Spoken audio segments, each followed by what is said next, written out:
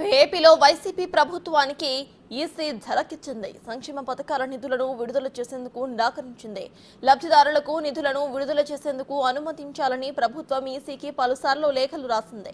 ఏ ఒక్క పథకానికి కూడా నిధులు విడుదల చేయవద్దని ఈసీ బదులిచ్చింది. ఖరీఫ్ కు సన్నద్ధమవుతున్న రైతులకు అంతే ఇన్పుట్ సబ్సిడీ అందించేందుకు కూడా ఈసీ నిరాకరించింది. అటు విద్యార్థులకు ఇచ్చే ఫీజు రియంబర్స్మెంట్ నిధులు కూడా విడుదల చేయకూడదని సూచించింది. 2019 ఎన్నికల సమయంలో అప్పటి టీడీపీ ప్రభుత్వానికి ఈసీ అభ్యంతరం చెప్పలేదని వైసీపీ నేతలు అంటున్నారు. వీళ్ళు చేస్తా ఉన్న కుట్రలు చివరికి మనం బటన్లు నొక్కి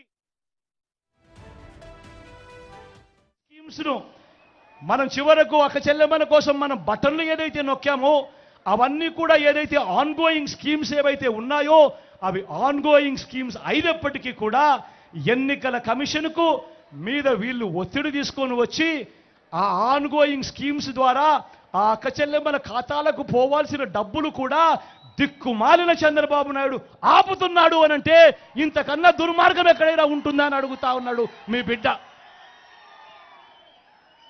నిజంగా ఎన్నికలన్నీ కూడా బాగా జరుగుతాయి అన్న నమ్మకం రోజు రోజుకు కూడా సన్నగిల్లుతా ఉంది. కారణం ఏమిటి అనంటే ఆన్ గోయింగ్ పథకాలకు సంబంధించిన ఆన్ గోయింగ్ స్కీమ్స్కి సంబంధించిన బటన్లు నొక్కిన సందర్భాలలో కూడా డబ్బులు కావాలని అక్క చెల్లెమ్మలకు పోకుండా ఆపుతా ఉన్నారు. ఇష్టానుసారంగా అధికారులందరినీ కూడా మార్చేస్తా ఉన్నారు. రావాల్సిన మంచి ఏది కూడా ప్రజలకు జరగకుండా చేస్తా ఉన్నారు.